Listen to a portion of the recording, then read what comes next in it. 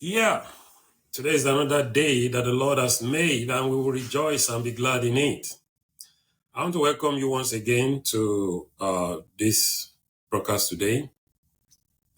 So, for those of us who have been following me, you will know that in recent times I've been talking about the parables, and we're just trying to look at the things that, the lessons that Jesus would like us to, learn as Christians while we look at these parables.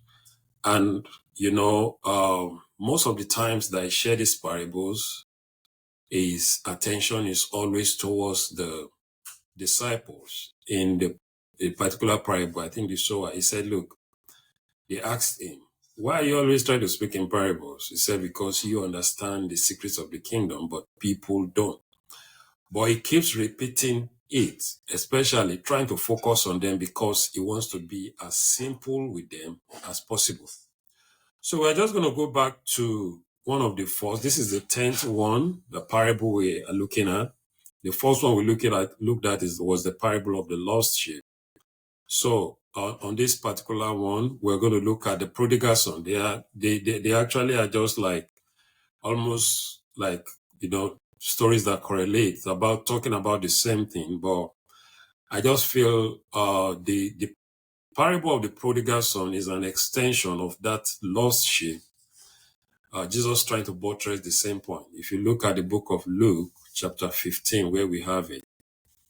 And then one of the first things I want to say to us is that, Luke, who we know as the physician, was the one who wrote the book of Luke.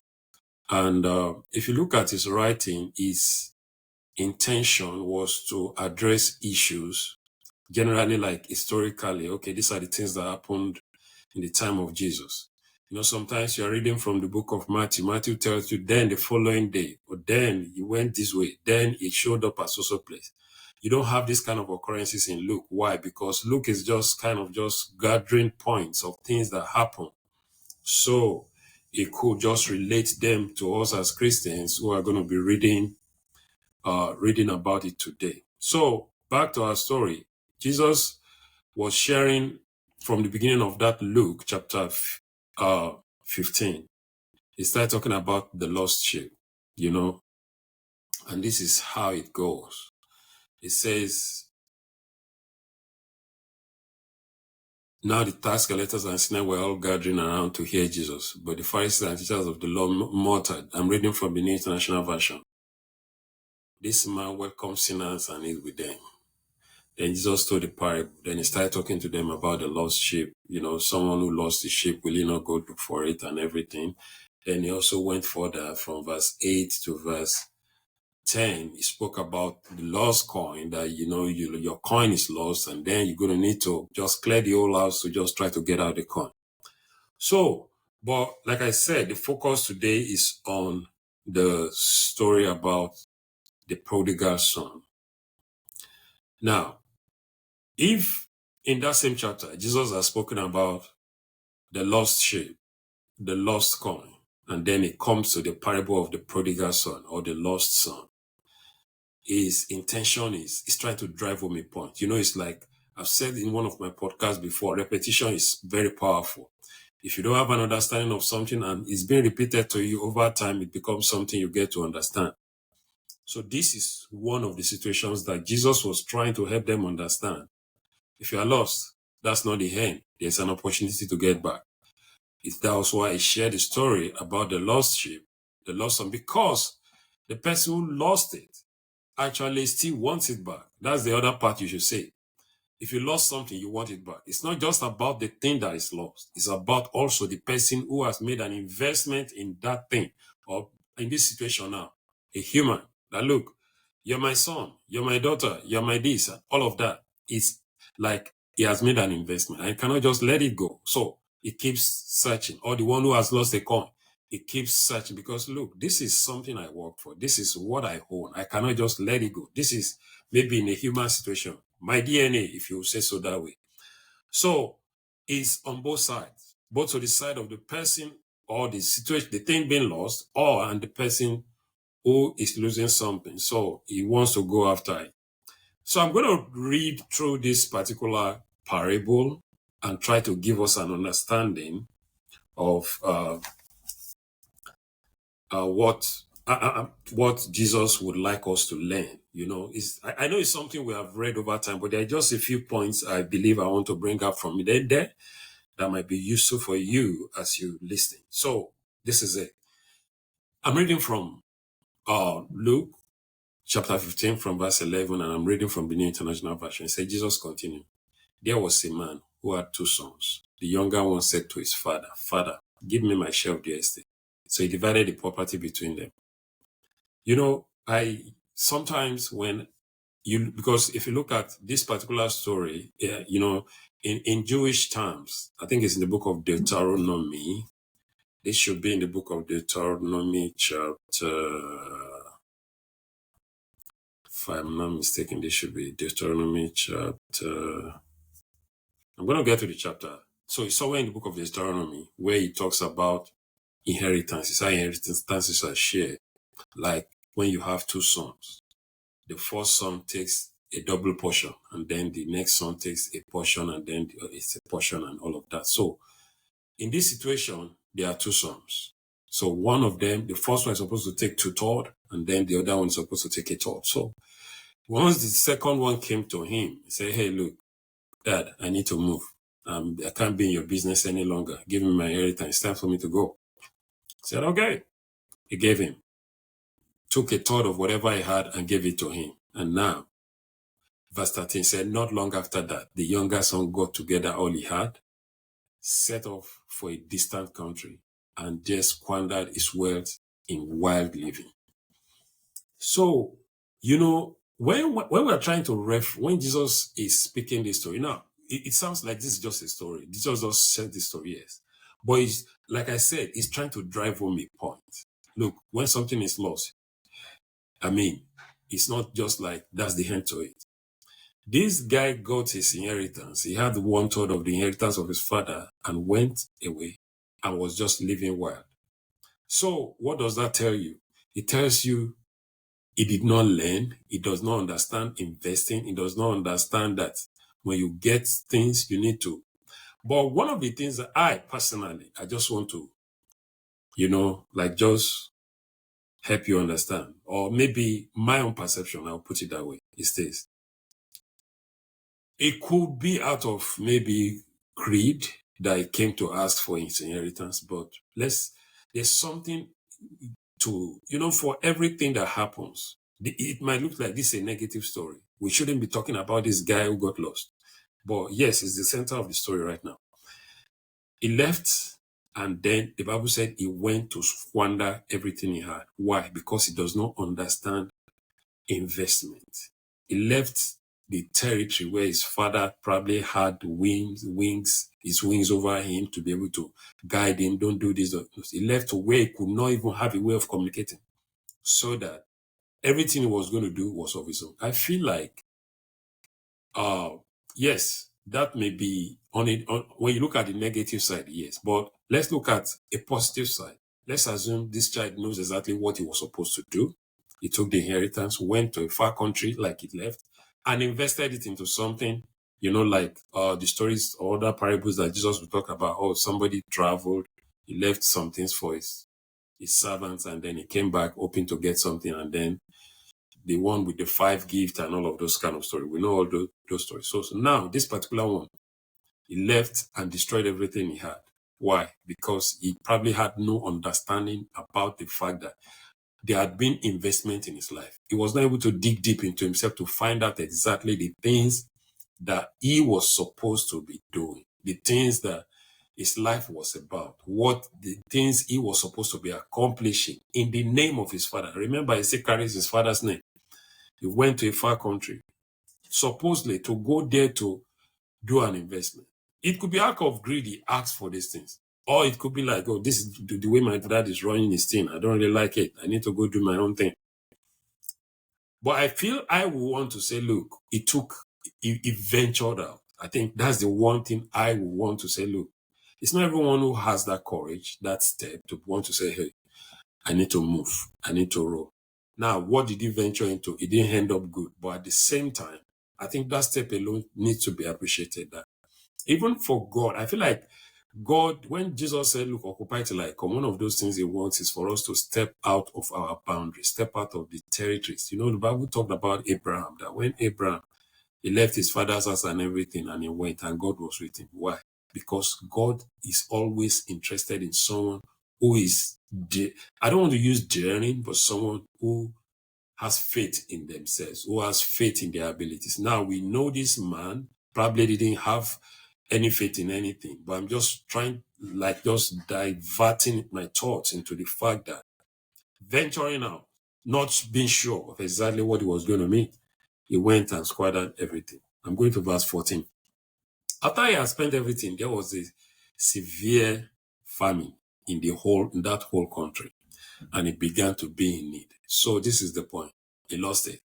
Now famine came.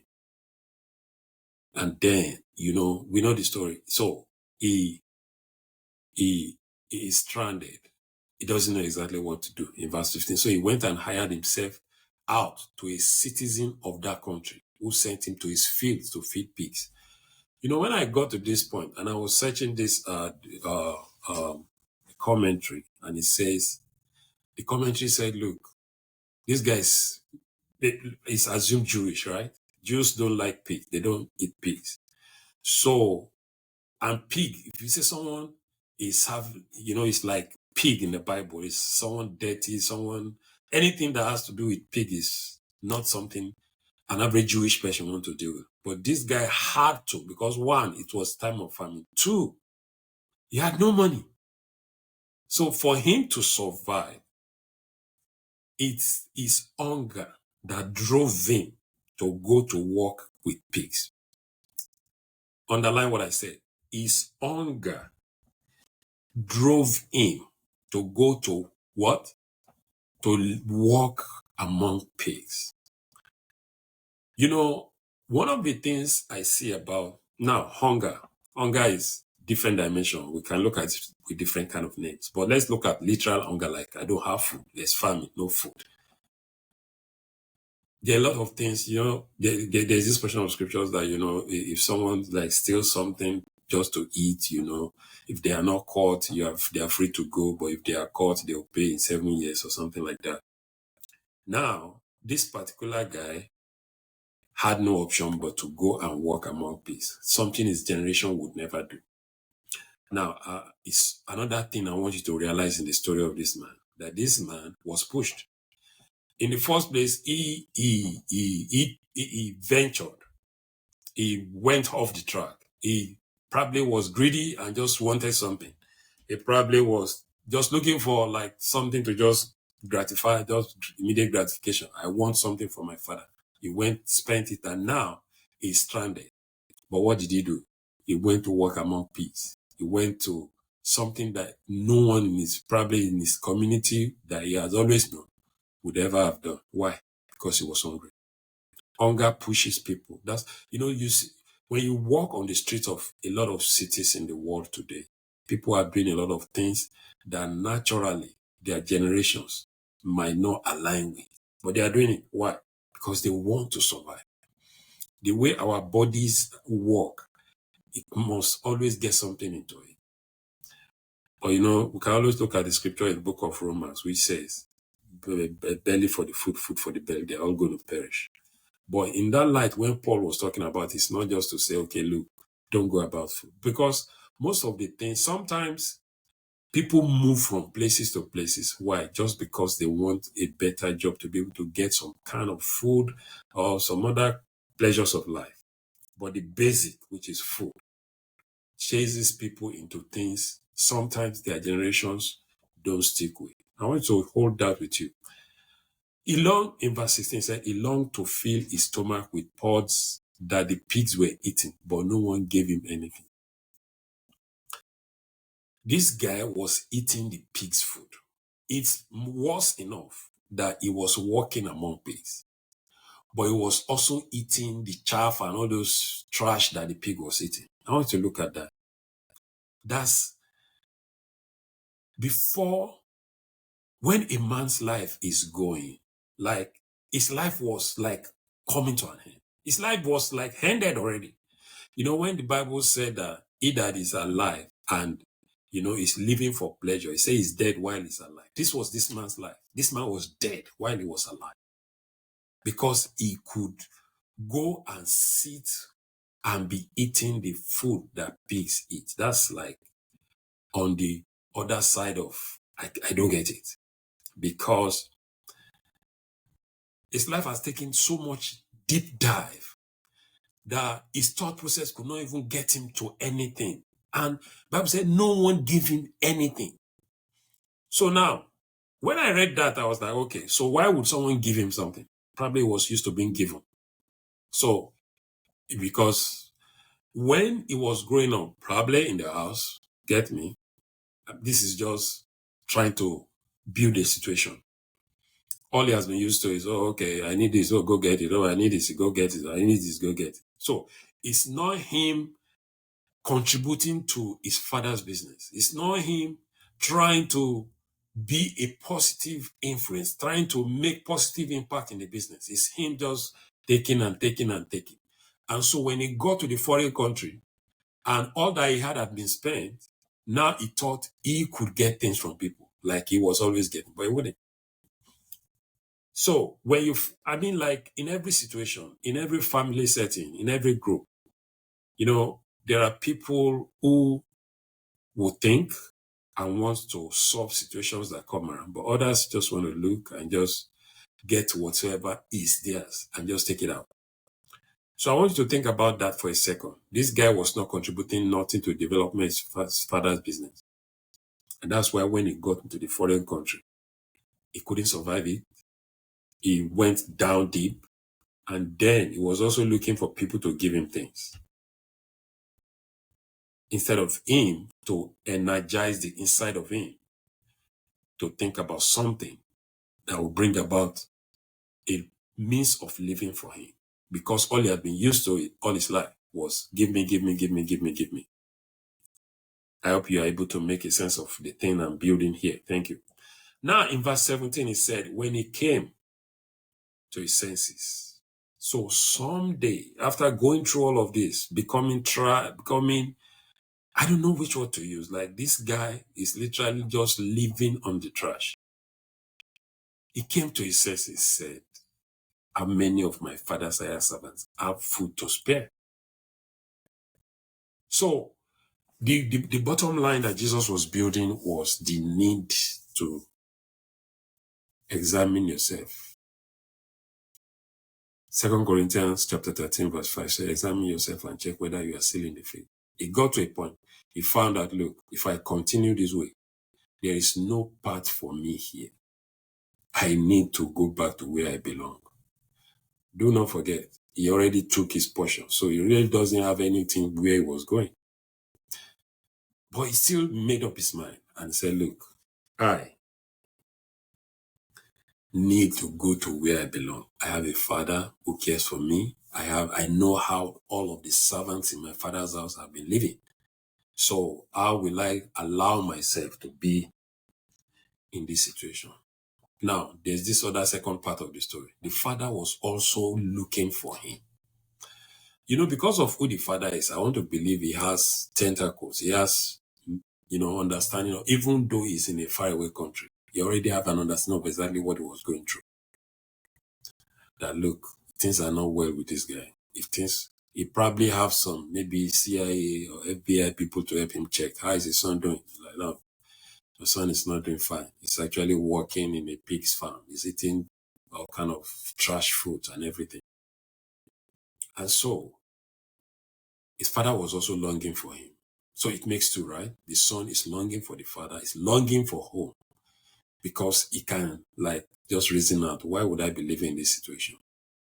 The why is because your hand is always open. Your hand is not giving. Your hand is not, you don't have a mind that is exploring in the real sense of exploring. You don't have a mind that is transformative to be able to add to value to wherever you belong.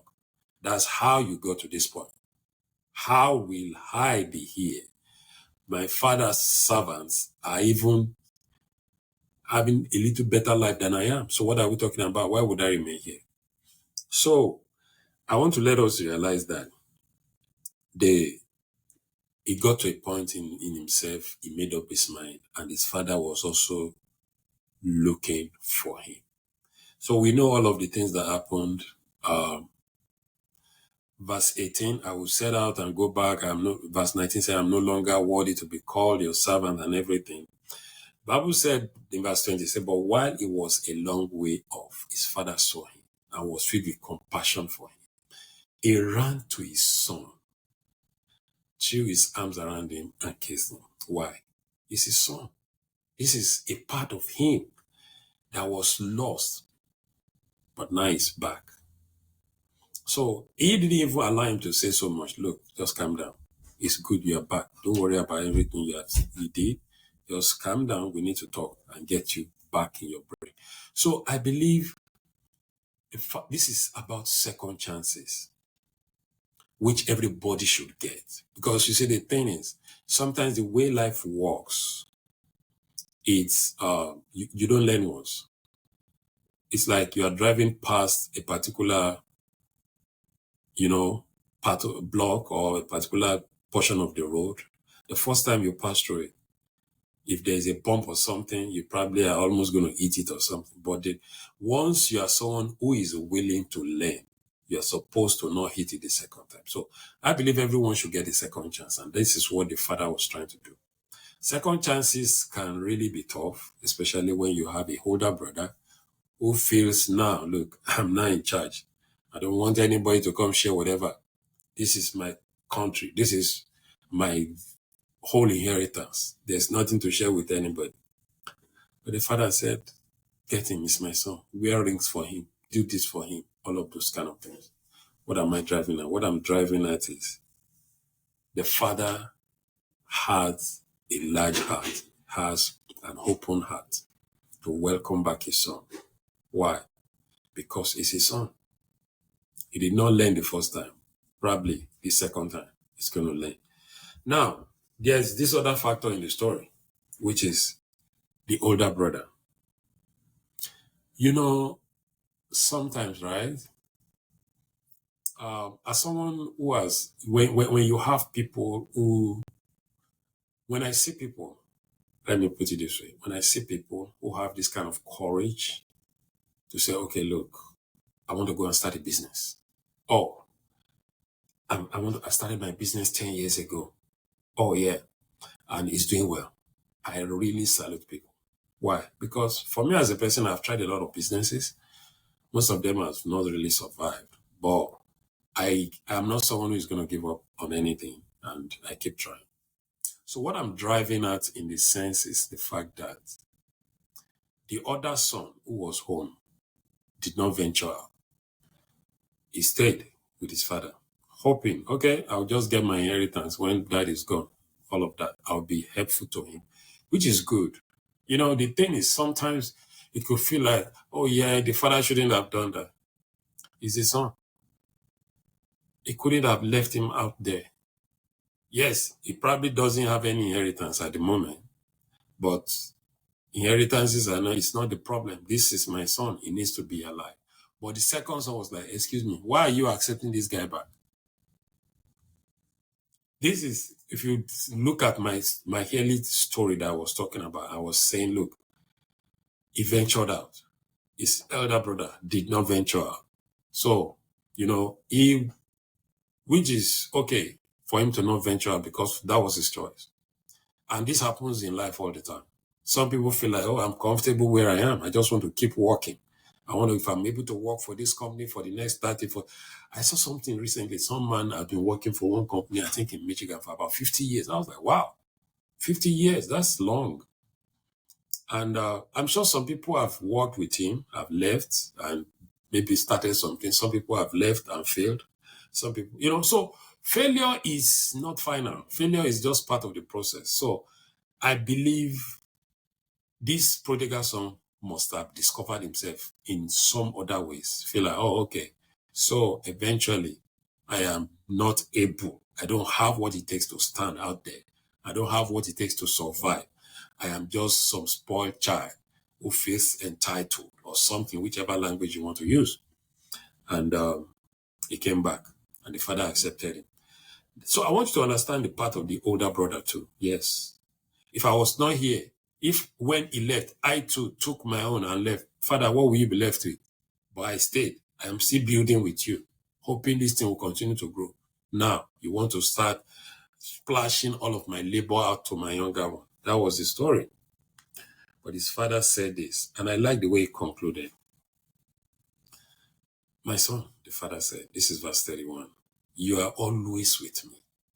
I want you to look at that word. And everything I have is yours. But we had to celebrate and be glad. Because this your brother, because this brother of yours was dead and is alive again. He was lost and now he is found. So the celebration is not really about these properties. It's not about who owns what or who does not own. This celebration is about now your brother is back. Your brother is back. He was dead, now he's alive. He needs a job. You know, you are the one who owns everywhere now. So you can employ him. That's what I'm going to interpret it into. You understand what I'm saying? But he's coming back. If he's going to be employed, he probably will negotiate like Jacob. I'll be like, okay, if I work with you, this is what you're going to give me. Because now I know how to take care of sheep, of pigs. So let's see. Let's start a pig farm. I can run a pig farm for you. Pull out some money from me. Just set it up. This is how much you're going to give me from the pig farm. If it makes this, I'm going to get this, right? Do we have a deal? Yeah. Then he start building an inheritance. Why? He has learned. So my conclusion is this. Life is full of lessons. Whichever way you take, there are always lessons. Whether you decide to just take it steadily and just try to be safe all the time, or you are someone who has a spirit that wants to always venture. You are always trying to venture into something, which is great. Sincerely, I always admire people who want to venture, because venturing out is what can eventually build you. But this guy went out there, his mind was in the wrong place. So if you want to venture out, the first thing is this: your mind must be in the wrong place. So it do not destroy the resources that you have at your disposal. His mind was in the wrong place. He was taking the wrong steps. Then he had the wrong company. His mind was wrong. He had the wrong company. So that destroyed all of what he had. But he still had his life. He brought his life back. And so maybe this challenge that I'm saying today is to someone who are falling down. The Bible says when the righteous fall 7 times, say they will rise up again. If you are falling down like 10 times, 7 times, or even 1,000,000 times, there's still an opportunity for you to rise. It doesn't really matter. The important part is you can still venture out. You can still take steps. You can still do things. You can still, when there is life, generally people say there is hope. So you can still be able to hope that things will happen. And hopefully you have been able to learn from your past experience. You have been able to learn from the people you were not supposed to be associating with in the first place, and then get your association right and talk to the right set of people who are going to help you grow. That's my take on the prodigal son. I hope it blesses you. Thank you. God bless.